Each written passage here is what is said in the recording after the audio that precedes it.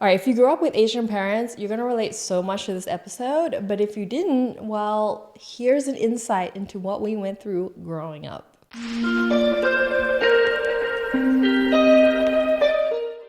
Hi guys, it's Wendy. Welcome back to the Make Life Beautiful podcast. And if you don't already follow this podcast on the platform of choice, we're on Apple Music, we're on Google Podcasts, we're on Spotify. Please follow, or if you're watching this on YouTube, hi, you may notice I'm wearing a dark wig today. I'm feeling like a bit of dark energy. I want to play with this wig. I haven't worn it on video before, so I'm kind of excited. And plus I was too lazy to do my hair, guys. So today we're going to talk about Asian parents. And if you grew up in an Asian household, what kind of skills and things you kind of missed out on learning because of the very specific way Asian parents bring you up. Now I'm going to go through this.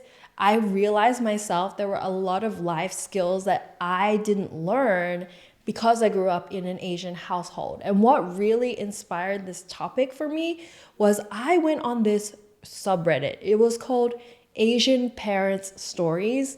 And it's a specific subreddit for Asian kids to complain about their Asian parents and what they were doing to them.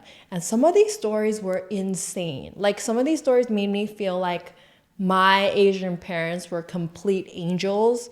Whereas like I know I have like a lot of issues stemming from growing up with Asian parents in a Western society. I think specifically it's for Asian kids or Chinese, like specifically I'm going to talk from a Chinese standpoint because my background is Chinese and I grew up in Australia. Just for context, you may be another Asian growing up in like America or Chinese growing up with America.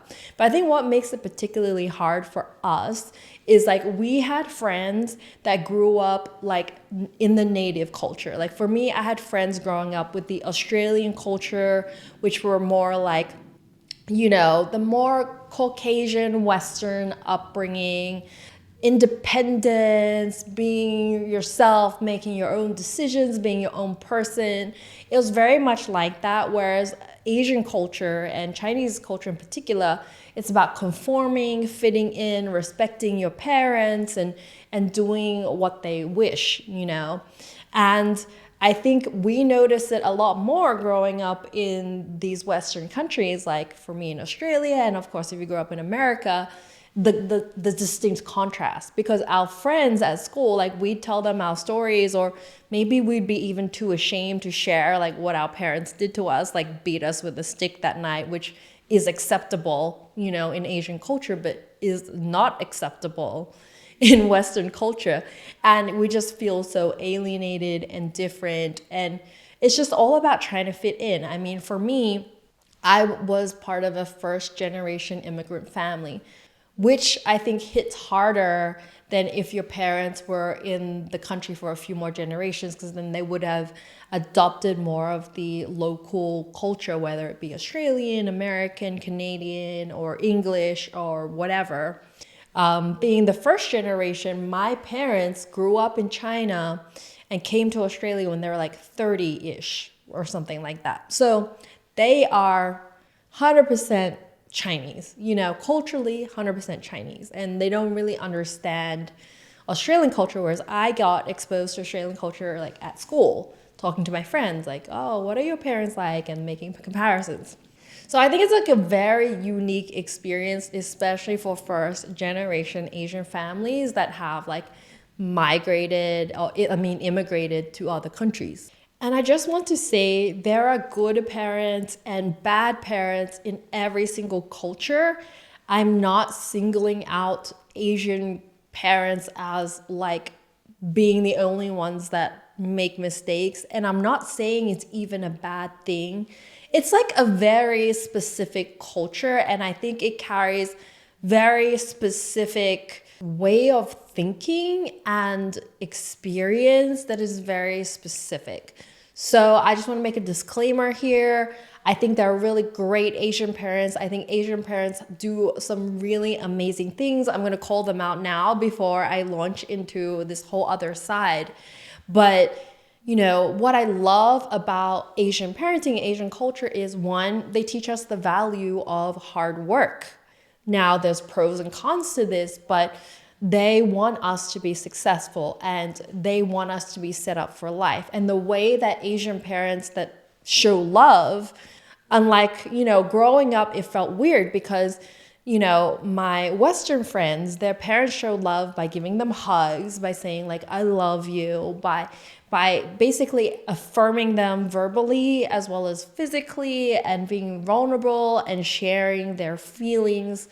That doesn't happen in an Asian household. The way Asian parents show love is to make sure you're fed.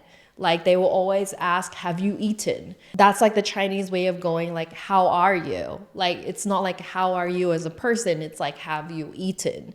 And other things like making sure that they save enough money for your education, or that they save money so they can move to a nice area so you can be around other people that will be good influences to you instead of bad influences. That's what my parents did. They saved really hard, and we lived in a much smaller place, but in a good suburb, because they thought that will set me up to be more successful in life because I'll be surrounded by good influences. Other things that they will pay a lot of money for your education, for tuition, for learning a new skill, anything to invest in your ability to be a well-functioning adult. And keep in mind, these things are all very practical. Like, it's nothing like lovey-dovey. There's not much like feelings to this. That's just the way the culture is. It's very practical. Are you fed? Are you clothed? Are you equipped? Everything that they say that may sound harsh, they're doing it because they want what's best for you. Now, it is a little bit misguided, and maybe if you didn't grow up in like the actual country that your parents are from, it seems very alien. But I feel like if I did grow up in China with the same kind of treatment, it would feel very normal to me because all my friends would be going through the exact same things and it just wouldn't be weird. And guys, I have a community. If you love this podcast, love the content, and want to support it, don't forget to join my YouTube community, the Beauties community. This is where we hang out. You can ask your Q&A and I'll personally answer all your questions in the community. It's a small fee. It's just a little goes a long way. And this will all be invested in creating better content for you guys.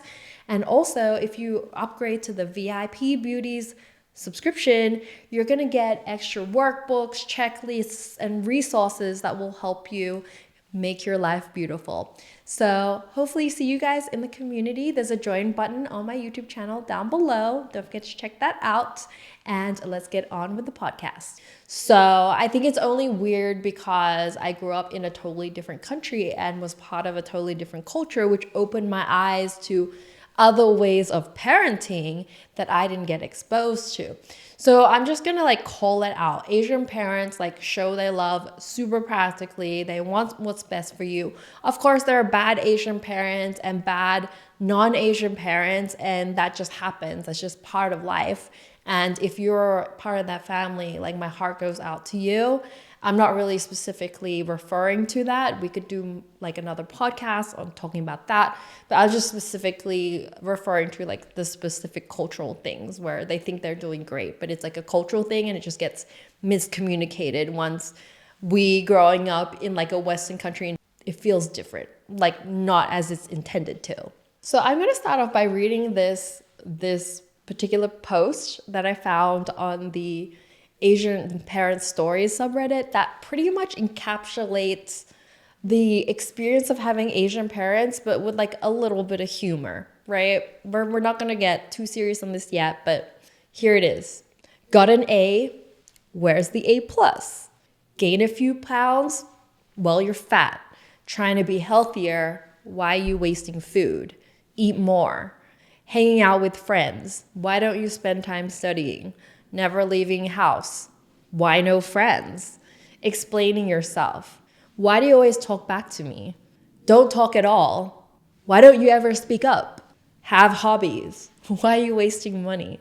Have other hobbies? Why don't you make money with it? Get a decent job. Why not 6 figures? Going to therapy. Why are you wasting your money? Single. When you're single, why don't you have a girlfriend/boyfriend? When you do have a partner, why isn't your partner a doctor? Partner for more than 2 years. Why don't you get married? When you get married, why don't you have kids? So, and then they added as like the thing in the end, like here's a special brand of crazy from my parents. This poster, I don't drink or smoke or have done drugs all my life. My parents still search through my trash looking for drugs and alcohol. So, I feel like this pretty much encapsulates the Asian parent experience. It's like nothing you ever do seems to be good enough for them. It's like you get an 80 in an exam, why not get 90? Once I came home I remember, I got a mark. It was like 75% in an exam. They were so disappointed because in their head, anything under an 80, it's not a mark, And I used to spend all my weekends like in tutoring. Since I was in 3rd grade, I got sent to a tutoring school on Sundays. So I would spend 2 p.m. to 5 p.m. studying on a Sunday as a grade 3 girl, like a girl in grade 3. That's a lot of studying, including the Monday to Friday homework. And they would also give me extra homework. I feel like that Asian parents think that by criticizing you, it's gonna make you work harder.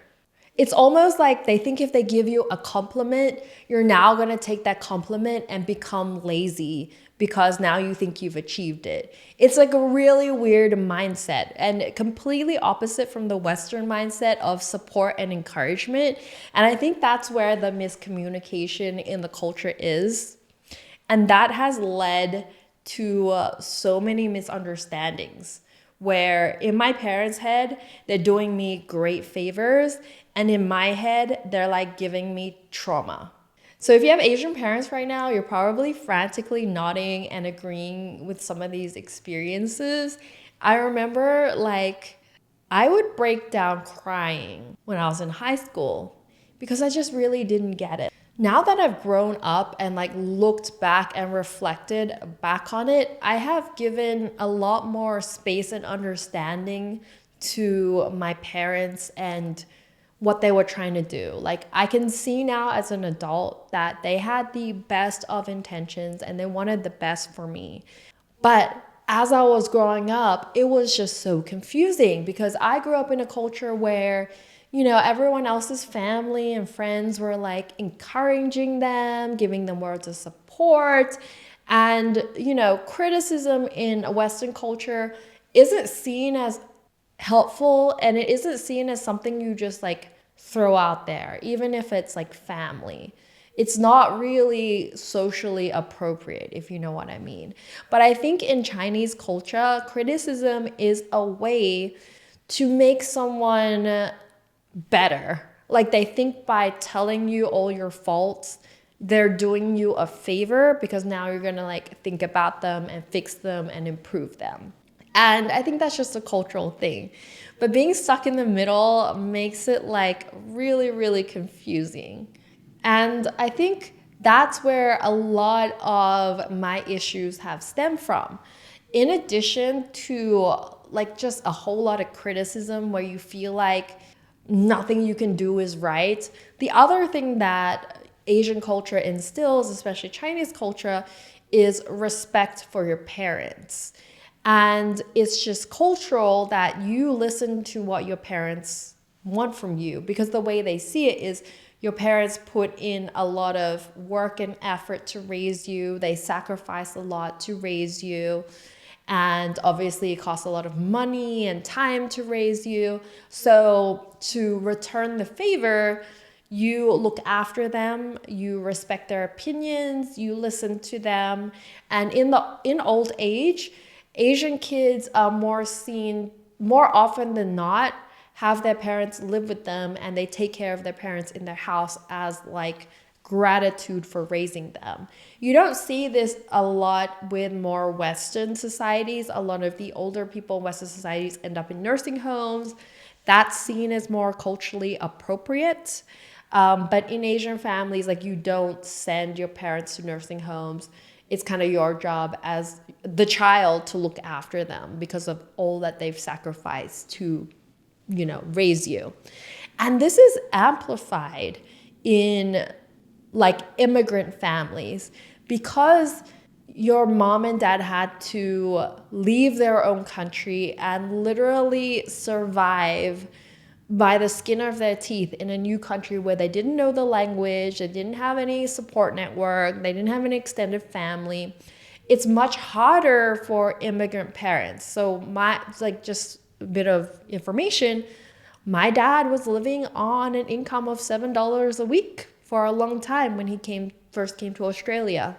And he did that even though he could have lived comfortably back in China because he wanted a better life. And you get reminded of that all the time as a child of immigrants. You get reminded how much they sacrificed and gave up for you to be in this great country. And so you feel even more indebted to your parents. And that's just part of the culture. And for me, the real kicker, like the biggest effect of having Asian parents in my life was to do with like picking my career.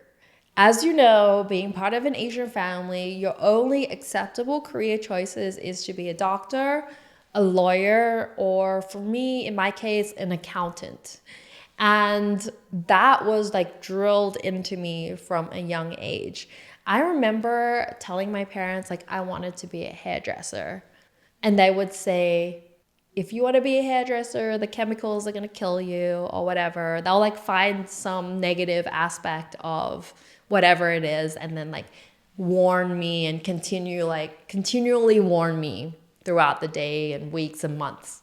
Then I wanted to be like a psychologist, and they're like, you're not going to get a job. They're like, there's no job opportunities there. I wanted to be a graphic designer. They're like, you're going to be out in the streets because there's no jobs. You're not going to find a job after high school. So to them, it was always about finding a stable job.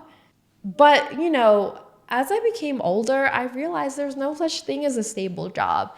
And even if I was an accountant, a doctor, or lawyer, like, life doesn't mean it's that stable or that perfect. And, the thing is that always confused me is like, I don't think Asian parents really want you to be rich. They just want you to be comfortable and secure. I think security is the biggest thing that they want for you. And that's why they picked those careers. I don't know.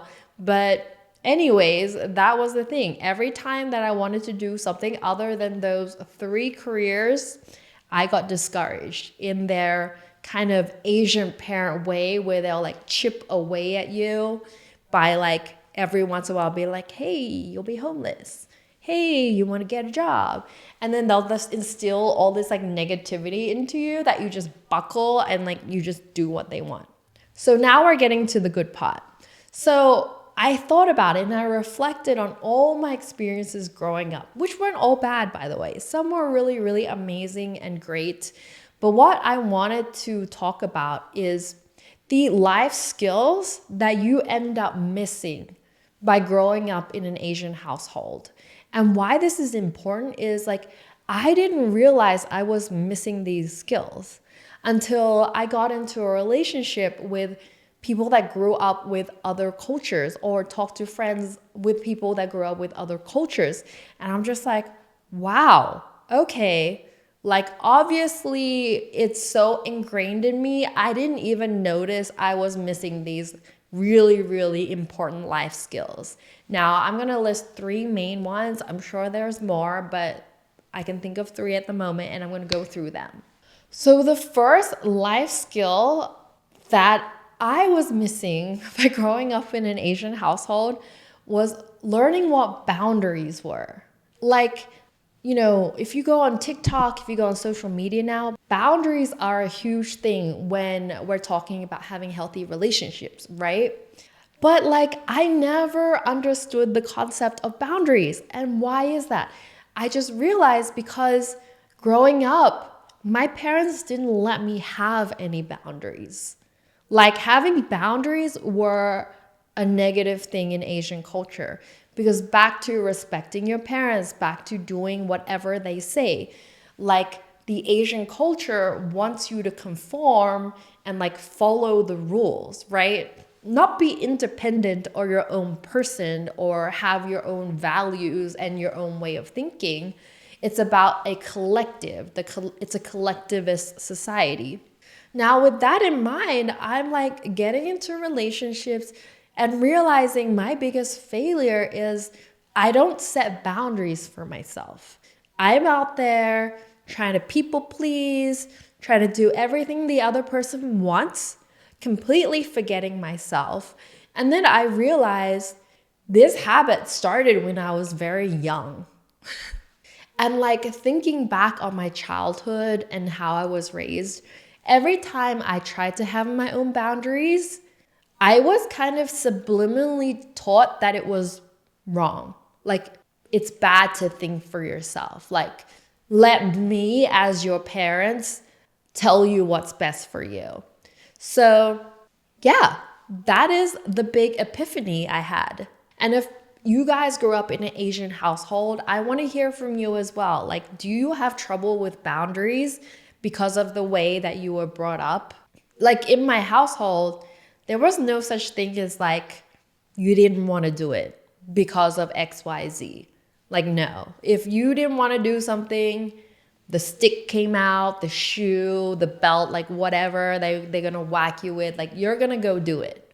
Like, there's no talking back. There's no questions. And what this meant is like, whenever I got into relationships over time, because I didn't know how to set boundaries, I realized that I would build up a lot of resentment for the person, because I'd be like, I'm doing everything for you. You're not doing anything back for me. But it's literally my own fault, because I wasn't brave enough to just stand up and be like, this is what I want. This is what I don't want. Like, I just let whoever it is in my life that I feel like is like close or like family or someone I care about, like, just have their say. And then like, I kind of like take that in as advice and like, I should go do that. And then I did that so many times. And then as I got older, I started being aware of it, that it, like, when I was surrounding myself with people with healthy boundaries, it became very obvious to me how broken I was in that aspect. Because whenever they said no to me, I would get insulted. I'd be like, what do you mean no? Like, does that mean you don't care about me anymore? I started relating someone putting up their boundary as like they didn't care about me or whatever, because I related the parental care so much with boundary crossing that when I said no to my parents, they made me feel like I was disrespecting them or I didn't love them or whatever, that I like flipped it around as well for my own life. And so I started like going, oh my gosh, okay, like, this is a new life skill I need to learn. And I wasn't aware that I didn't even have this skill. In my mind, someone being able to cross your boundaries equals love. That is so unhealthy, especially if you're in a Western society trying to deal with people that grew up with very different values. The second thing that I have a huge problem with that I didn't realize stemmed from this cultural upbringing is the ability to think for myself. Now, similarly relating to the boundary issue, because my parents had such a big say in my life, and to be a good Asian daughter or good Chinese daughter, like, you need to listen to your parents. You get used to this dynamic where you allow that person that is important to you, i.e. your parents when you're young, to just dictate what you do. And then it became such a habit, I guess, a behavioral habit, that whenever someone I really cared about wanted me to do something, I would just adapt to that. Like I lost the ability to think for myself because like I gave you that example where I was like, okay, I wanted to be a hairdresser or I wanted to be a psychologist. I would always get talked out of that. And I think what that made me realize is like, it subconsciously taught me that when I had my own opinions, it didn't matter anyways. Like I should just be doing what they want, like, so over time you just lose your ability to make your own decisions because you realize, well, there's no point because I'm just going to do what they want anyways. And if I don't do what I want, it gets so uncomfortable because when you like, it made me feel so guilty to not do what they said. Like if I ended up being an accountant for 4 years. I hated it, but I did it anyways because the thought of not doing it for them made me feel so guilty because it's this whole story of like, they gave up so much for me. They raised me, they sacrificed for me. Like they're the reason why I'm here. I should show gratitude by doing what they want. And that's a very specifically Asian culture thing. In the Western, like when I see Western kids grow up and their parents, they don't show gratitude by doing what the parents want them to do. That's not how they see gratitude, They see that the kid thriving, doing their own thing is enough. Like that's the gratitude. But that's not how it is in Asian culture. It's like you do as I say or you're kind of like a failure. So my ability to think for myself is not that strong. It's getting stronger. Like when I left, when I quit accounting, there comes a point like in your life as an Asian kid where the pain of doing what your parents want you to do far outweighs your guilt of like not doing as they say, if that makes sense. So for me, after being an accountant for 4 years, the daily pain that I went through to do something that I really did not want to do ended up being more painful than the guilt I would feel by going against my parents' wishes. And that's what I did. Like there comes a point, I think every Asian kid like hits that brick wall, where you're like, I really want to listen to them. I gave it a go. Some don't even. If you have like a really big like center of self or whatever, like you probably skipped all this, but not me. I wanted to please my parents, so I went and did what they wanted. And then like you just realize as you grow up, like it's just not worth it. Like they're still gonna be your parents, but like I could not wake up every morning, sit at my desk and spend my whole life doing this accounting thing when I really just wasn't passionate about it. And the thing is, culturally, this is harder for kids growing up in a Western world because in Western society, you're told to do what you love, to do what you're passionate about. That's what's drilled into our heads from when we're little. I don't think the same message is drilled in Asia. I think if I grew up in China, that's not the message, right, that we're going to be listening to. So I think this is where that cross-culture miscommunication thing happens, So yeah, I learned now that I have to start practicing the ability to think for myself. That sounds crazy, right? Like you would think like the ability to think for yourself is supposed to come naturally, and it is natural. But it actually isn't. Like for me, I realized, especially in the past like year or two, when everything kind of slowed down for me and I wanted to really find myself and really find who I am now, I realized like I don't really know who I am because I also don't know how to make my own decisions very well. I started to notice these little habits I used to do. Whenever it became like a big decision about like what I liked or what I wanted to do or where I wanted to go, I would always try and deflect it to someone else. Like I would just go to someone, either like my partner at the time or a really good friend, and I'd be like, what do you think? And I would keep asking this, what do you think question to everyone that I found important around me. And then I realized I forgot to ask myself that. Like I got so caught up with asking other people what they think, I forgot to ask myself what I think. And that has been a perpetual habit of mine that I've realized for so long. And that's when you like kind of wake up one day and you realize your whole life was not your decision, even though it kind of was at the same time. Like it's a really weird situation to get in. So one of the, things that I've been practicing lately is to make my own decisions and to stop myself for asking other people's opinions. I still do it a lot, but I'm trying to tone it down. I'm trying to build my own decision like muscle. And I'm curious to know if you grew up with Asian parents, you kind of go through the same thing or suffer from the same issues. The other skill that I totally missed from growing up in an Asian household is the center of self-worth. Okay, so there's this theory that apparently your mother is the figure that builds your self-worth as a woman, and your dad is the figure that shows you how you should be treated in a relationship by a man as a woman. This is such an interesting theory, and I started to reflect upon it.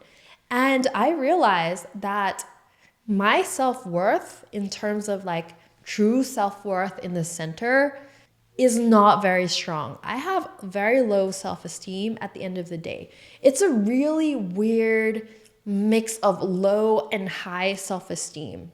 Let me break it down for you.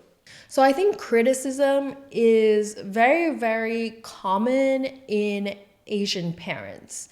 And growing up, this is kind of normal within China for parents to be constantly giving negative feedback, I guess, to their kids. It's a cultural thing. It's supposed to make you stronger. It's supposed to make you focus on what you can improve, etc., etc., etc. Like Asian parents are criticizing you because they think it's what's best for you, right? But then when you grow up in a Western society where you're told that, criticism is a bad thing, well, then you start thinking that what your parents are saying is actually true and not a way for you to improve. Now, because your friends' parents don't treat them like that, your friends that aren't Asian, they get told they're the best, they get awards, they get pats on backs, and we just get told that we're not good enough constantly, like almost daily. And then don't get me started on the thing where your parents compare you to like either a family friend's kid or like a cousin, but like they think that's supposed to motivate you. Like when they're like, blah blah's daughter got an A in maths, hint, hint. Like they're supposed to think that's gonna make us go, oh yes, now we're gonna try really hard and get an A+ in maths to be better than her. It doesn't really work that way, but they seem to think it does. But that really gives you a recipe for low self-esteem. Because I grew up really internalizing all this criticism, thinking it was true. Like, I remember when I was doing my high school entrance exam, whenever I wasn't studying, like if I was just relaxing, playing a game, going out to see my friends, my mom would just be like, you're going to fail your exam if you keep acting like this. Like if you keep going out, you're going to fail your exam. Now, I was an intelligent kid. I knew when I needed to put in work. I knew what I had to do to pass my exams. So like logically, that didn't make sense. Like it's something that like you couldn't even believe. Like there's no way, even if I just went out with my friends every single day up to the exam, that I was going to fail it. Like maybe I'd get a bad mark, but I don't think I would actually fail the exam because, I would put in some form of effort myself, as my own personal standard. So it's like really, really weird. Like logically, like, it doesn't make sense. But like, because I internalized it, it created a very low bar for my self-worth. Now, the interesting thing where I'm like, I have low and very high self-worth at the same time, it's this. My defense mechanism for criticism and comments like that is to overcompensate, you know? So to my mom, I'd be like, no, I'm not gonna fail. I'm gonna like get the best marks, you know? And then I would say that to myself. It's like a weird form of self-soothing to convince myself that I wasn't that horrible. You know, I would just overcompensate and think I'm like the best thing ever. So it was like a really weird like dynamic where I'm like both the worst and the best at the same time. And being able to hold those two thoughts at the same time became kind of hard. And it didn't really make sense to me. Like you subconsciously knew that there was like something going on. So in my adult life, I've had to work very hard on my own self-worth. And constantly, it's like a daily practice to be able to remember that, you know, I'm good enough and I'm worthy. You know, it's something interesting enough that I have to put a lot more effort into because of the culture I was brought up in. And I said 3 points, but I'm gonna hit on the fourth point right now. And this is the topic of emotional vulnerability and maturity. So if you grew up with an Asian household, you know that there's no such thing as I love yous. There's no such thing as like, I'm so grateful for you. I appreciate you. I think I've hugged my parents less than 10 times in my life, I think. My dad for sure less than 10 times. My mom, we're kind of getting there. We're kind of working on being better with that kind of stuff because they also have lived in Australia long enough to slowly like understand the culture. But like, I feel like a lot of Asian kids like just don't get physical affection or verbal affection. And that kind of affects our ability to give that out when we're older. You know, when we do get into our first relationship, it's kind of weird. So to tell you a little story on how this affected me, when I was a teenager and I started like dating, I actually started dating really young, like when I was 12. And like these weren't like real dates. Like I wasn't really doing anything crazy. We're just like literally going out to the movies and like maybe we'd hold hands. Like that's it, like super, super innocent. But what I found is it was very hard for me to be emotionally involved, like vulnerable to someone. Like I could not say like things like, you know, I appreciate you, like I love you, or show any form of like complimentary gratitude because like I never really received that and it wasn't really commonplace to do in the household. So it just felt awkward.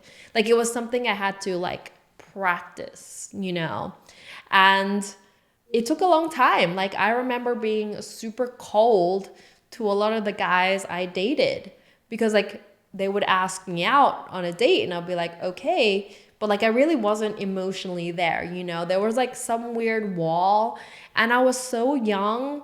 It's like you don't even know why that's there or what is there. You just know you don't really feel much, right? And it wasn't till like I was 16 and got involved with someone that was like really open-hearted. Funnily enough, he grew up in an Asian household too.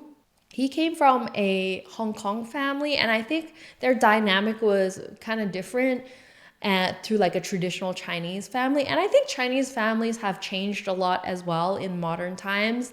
I'm talking like old generation Chinese families don't show a lot of emotions. And yeah, he kind of showed me what that was like. And then I finally started learning like, oh, how to be vulnerable, how to express affection and emotion, because like I just had to be taught. It wasn't something I knew from when I was a kid, which is funny because I think in a lot of Western households, you grew up hugging each other, showing each other affection verbally, you know, saying I love you was really normal. Yeah, that wasn't the case for me.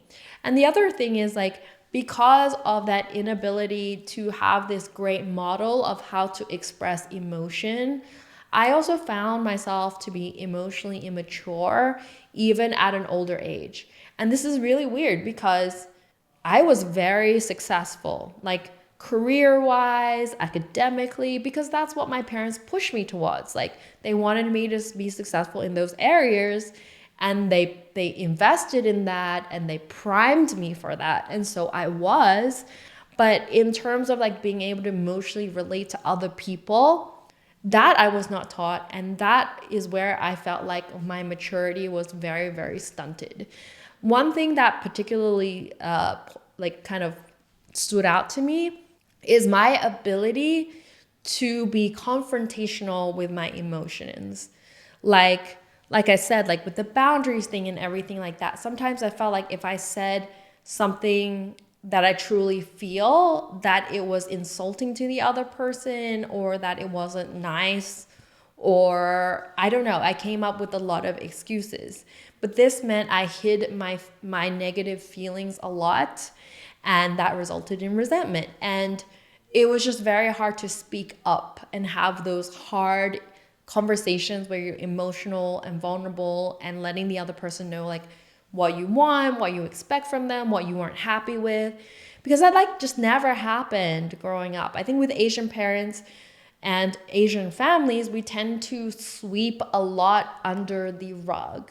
Like the way to deal with some sort of conflict is to ignore it, and eventually it will go away. Like the amount of times I heard my parents say sorry to me, I could probably count in one hand, if not less. Like there was no practice. It's like they want you to know that they're sorry and you have to assume that they're sorry, but like no one's really gonna say anything. They might like say they're sorry about like by like suddenly offering you food, or like say they cooked you your favorite dish, you know? That's how they say sorry. It's not verbal. It's like through some sort of action. And like I guess if you're super Asian, you grew up with Asian culture, you'd pick up on that as like, oh, they mean sorry. But when you're talking to Western people and you're dealing with Western culture, like people expect you to say sorry as in the words sorry when you are sorry. So yeah, there are times when like I stubbornly can't do that because it's just not the way that I grew up. And it takes a lot of learning and growing and maturing and just really like focusing in on this as like limitations that I need to work on for me to be like more functional as an adult human being. So yeah, these are like 4 things that I kind of picked up that I needed to work on because I grew up in an Asian household. And I hope this has helped you, because I didn't discover this to a lot later in my life, like in my 30s. Like I was totally blissfully unaware for the majority of my life. And also I think because I dated a lot of Asian guys that came from similar backgrounds, that like it never became an issue because we had the same dynamic in the relationship. So it took me a while to figure that out. I hope this all helps you. Let me know. I'm really curious if you like tweet at me or comment on this video, or if you're listening on Spotify, like just like tag me on socials or whatever at Wengie. Let me know if any of this helps you, if you relate to any of this, because I really don't want to feel alone here. Like, am I the only ones having this issue or whatever? Let me know. Also, don't forget to follow this podcast if you haven't already. I really appreciate your support. If you love this kind of content, show me that you do by engaging with it, following it, making sure you check in on each week's piece.